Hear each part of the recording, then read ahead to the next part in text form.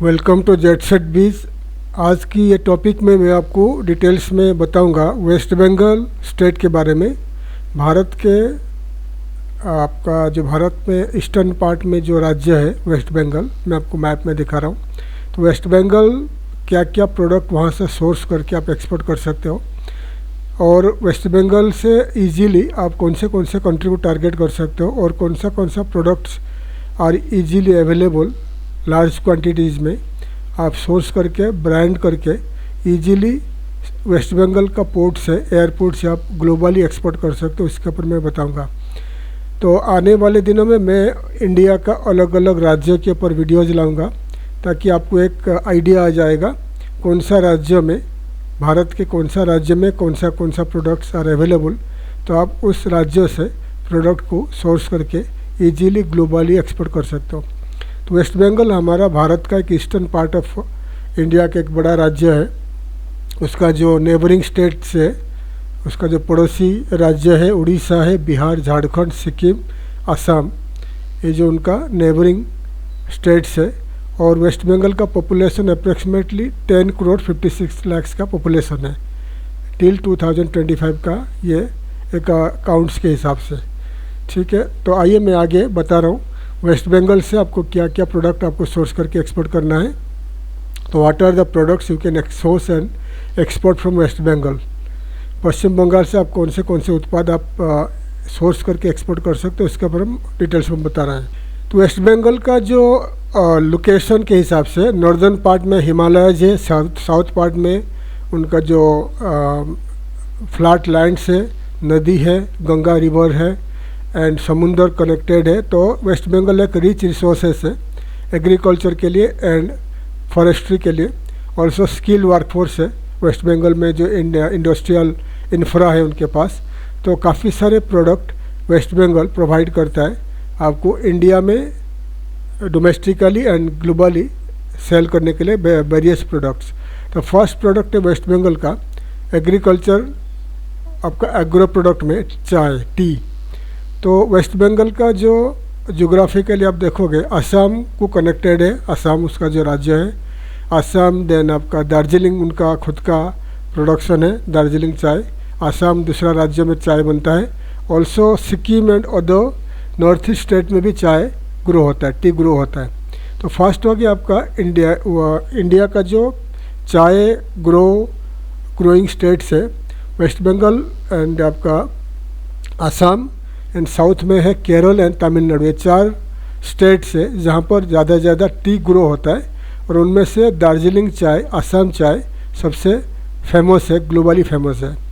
और दार्जिलिंग चाय अवेलेबल है आपका वेस्ट बंगाल में, एंड असम उसका जो नेबरिंग स्टेट्स है। तो दोनों जगह से सोर्स करके आप चाय एक्सपोर्ट कर सकते हो। तो ये चाय डेस्टिनेशन कौन सा कंट्री इंपोर्ट करता है, UK, Germany, USA, Japan, UAE, Russia. ये जो देश बता रहा हूँ, ये देश सबसे ज़्यादा चाय इंपोर्टर्स है इंडिया से। रशिया के साथ साथ आजकल जो सेंट्रल एशियन कंट्रीज है, जैसा कि हो गया आपका कजाकिस्तान, ताजिकिस्तान, उज्बेकिस्तान, देन आपका जो अजरबैजान हो गया, आर्मेनिया, जॉर्जिया, ये जो देश है यहाँ पर भी इंडियन चाय का पॉपुलैरिटी बढ़ रहा है। तो रशिया के साथ साथ रशिया का जो एक्स सोवियत यूनियन कंट्रीज़ को टारगेट करिए, और ट्रेडिशनली यूरोपियन यूनियन में all countries UK, Germany, USA, Japan, UAE को भी टारगेट करिए। और आजकल यूएई के साथ साथ Saudi Arabia, Oman, Qatar, Bahrain, Kuwait में भी इंडियंस एंड इंडिया का सब कॉन्टिनेंट के लोग बढ़ रहे हैं, पॉपुलेशन बढ़ रहा है। तो यूएई का जो गल्फ़ कंट्रीज़ है यूएई के साथ साथ वहाँ पर आप टारगेट करिए चाय एक्सपोर्ट में। कहाँ से? वेस्ट बंगाल से। उसके बाद आता है आपका rice. West Bengal both basmati and non basmati rice grow करते हैं, एक्सपोर्ट करता है, और सबसे ज़्यादा एक्सपोर्ट होता है बांग्लादेश। वेस्ट बंगाल से इजीली बांग्लादेश को एक्सपोर्ट होता है। बांग्लादेश उसका जो नेबरिंग कंट्री है, और उसका जो रोडवेज है, वाटरवेज है एंड रेलवेज कनेक्टेड है। तो बांग्लादेश को आप वेस्ट बंगाल से इजीली एक्सपोर्ट कर सकते हो। Saudi Arabia, UAE, Nepal, Africa में नाइजीरिया, बेनिन भी एक्सपोर्ट हो रहा है वेस्ट बंगाल से। तो ये देख लीजिए, राइस सबसे ज़्यादा ग्रो होता है वेस्ट बंगाल में, finest rice, basmati, non basmati rice. तो आप इन कंट्री को दिखा रहा हूँ, इन कंट्रीज़ को टारगेट करिए और एक्सपोर्ट करना स्टार्ट कर दीजिए फ्रॉम वेस्ट बंगाल। उसके बाद आता फ्रूट्स एंड वेजिटेबल्स।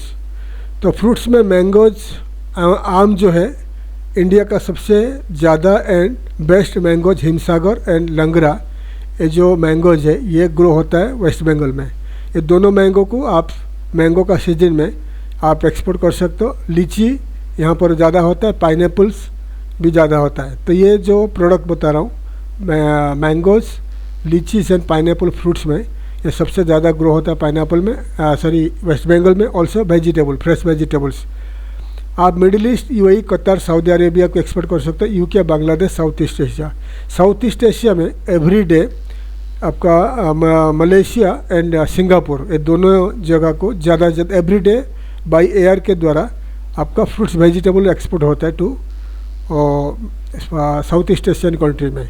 और आजकल ज़्यादा से ज़्यादा शिपमेंट अभी जा रहा है, इंडोनेशिया जा रहा है, जापान भी जा रहा है फ्रूट्स वेजिटेबल्स।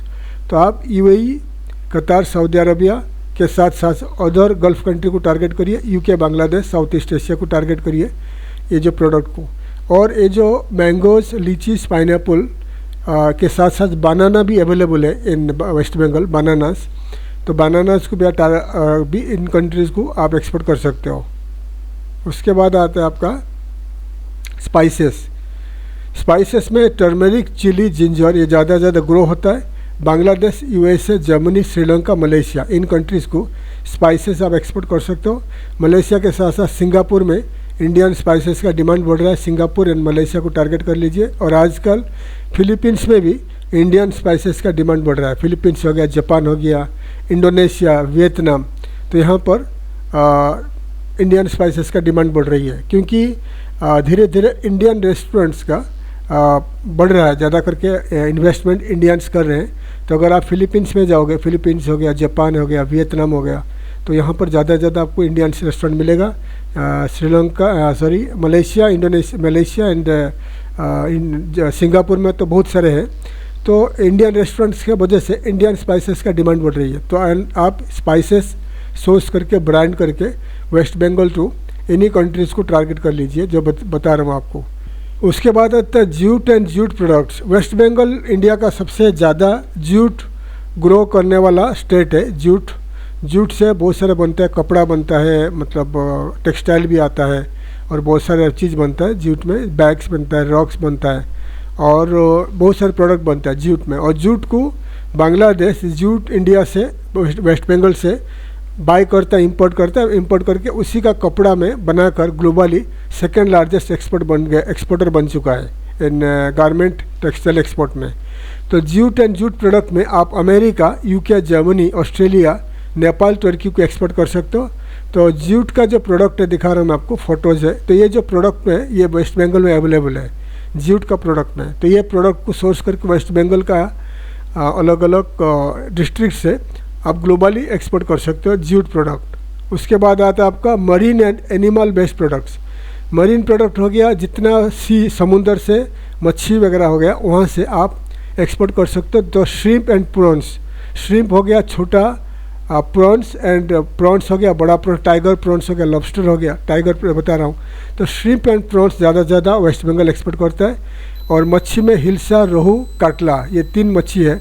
ये बंगाली लोग ज़्यादा करके जो आप UAE, Saudi Arabia, Oman, Qatar, Bahrain वहाँ अगर जाओगे वहाँ पर बंगाली रेस्टोरेंट है, वहाँ पर ज़्यादा करके ये हिल्सा, रोहू, काटला एंड श्रिम्प प्रॉन्स ये ज़्यादा करके आपको मिलेगा।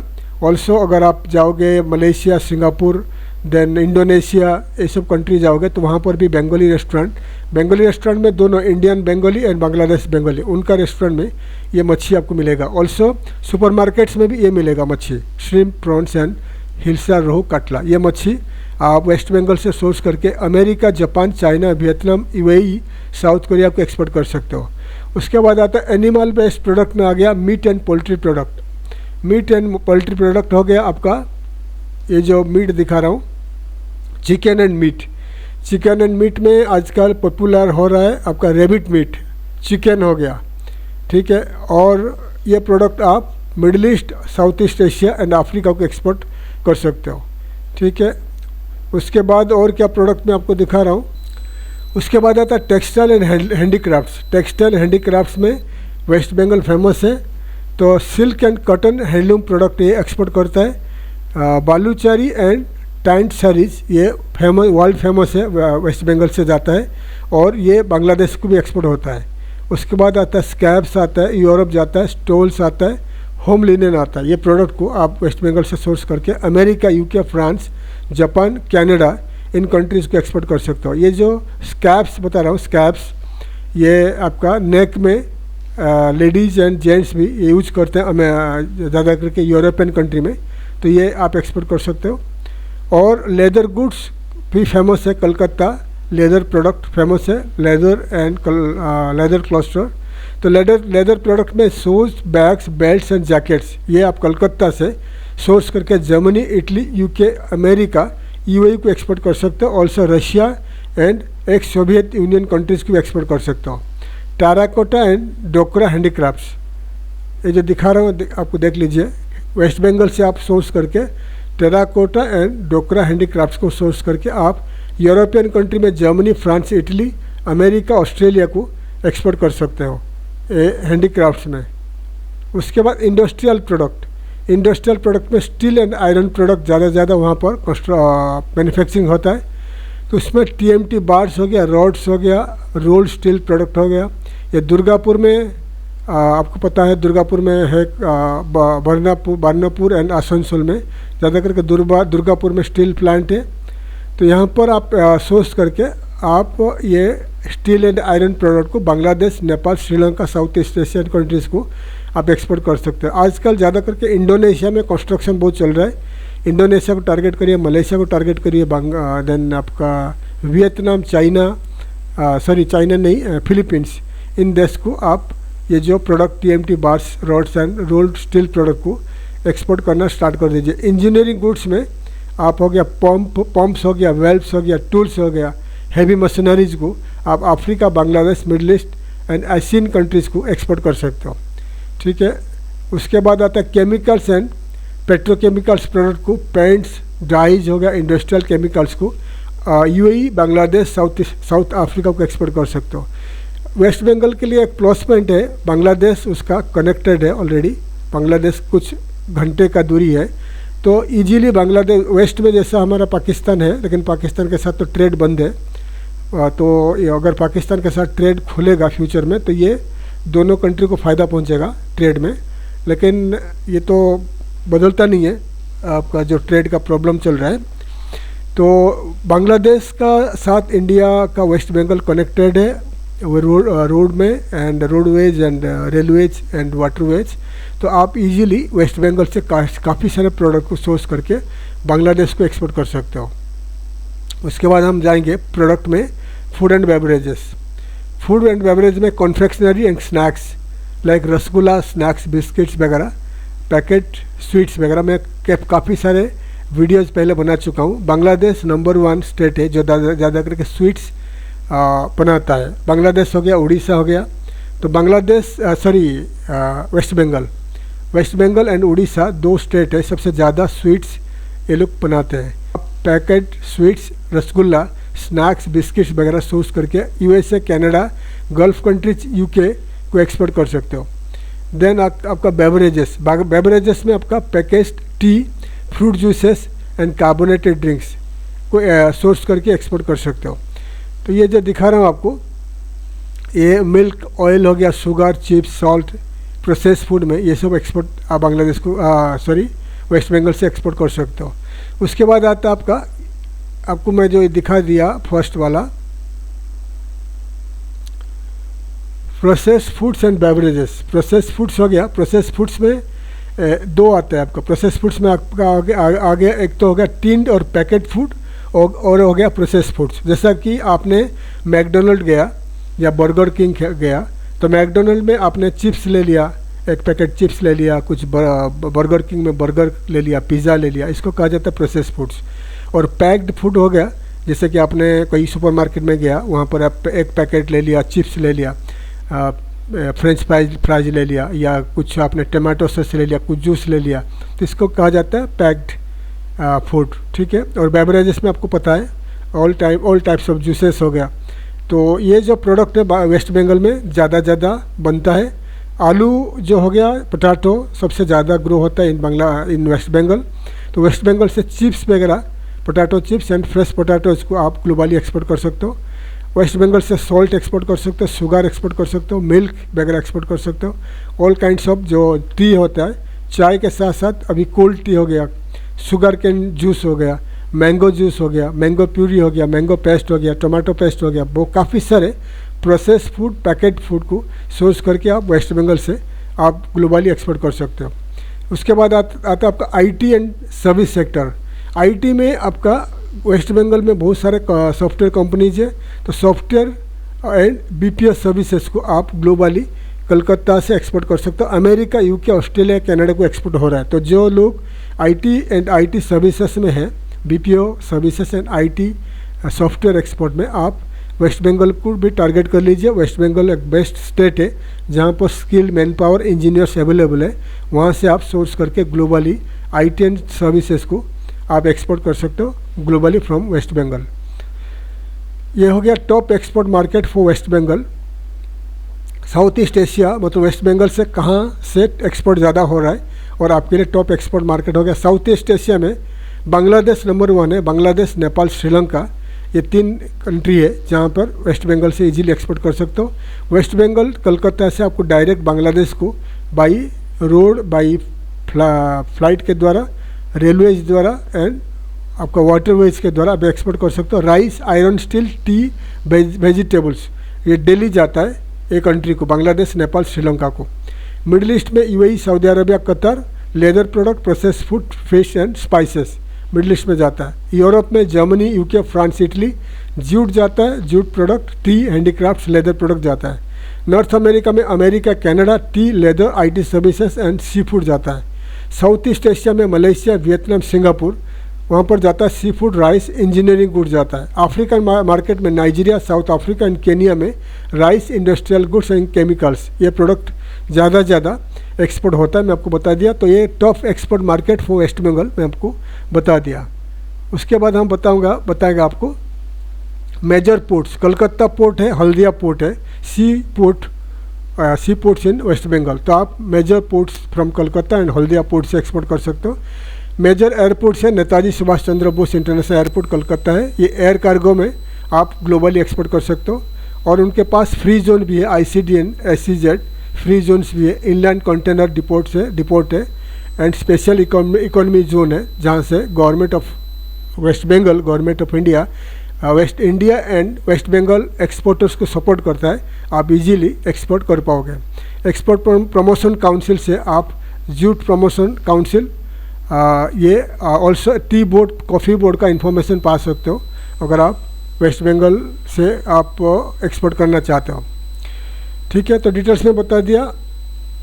आप एक्सपोर्ट करने से पहले आप एक्सपोर्ट रजिस्ट्रेशन IC कोड ले लीजिए। राइट प्रोडक्ट जो बता दिया, राइट प्रोडक्ट चूज करिए। मार्केट रिसर्च करिए। मार्केट रिसर्च के लिए मैं आपको बता दिया, time to time geopolitically change होता रहता है। तो ये देश बता दिया, ये जो देश बता रहा हूँ, ये देश ऑलरेडी एक्सपोर्ट हो रहा है। ठीक है, ये देश एक्सपोर्ट हो रहा है। जैसे मैं बता दिया अमेरिका ठीक था, जैसे ही ये गवर्नमेंट आ गया, नया गवर्नमेंट, तो 50% टैरिफ लगा लिया। तो जियोपॉलिटिकली प्रॉब्लम चेंजेस आता रहता है, तो आप इसको मार्केट रिसर्च करके एक्सपोर्ट करना है। तो आपके लिए वेस्ट बंगाल एक्सपोर्टर्स के लिए एंड वेस्ट बंगाल का नेबरिंग स्टेट्स के एक्सपोर्टर्स के लिए इजी मार्केट है बांग्लादेश, नेपाल, श्रीलंका, म्यांमार, आपका जो मलेशिया, सिंगापुर, इंडोनेशिया।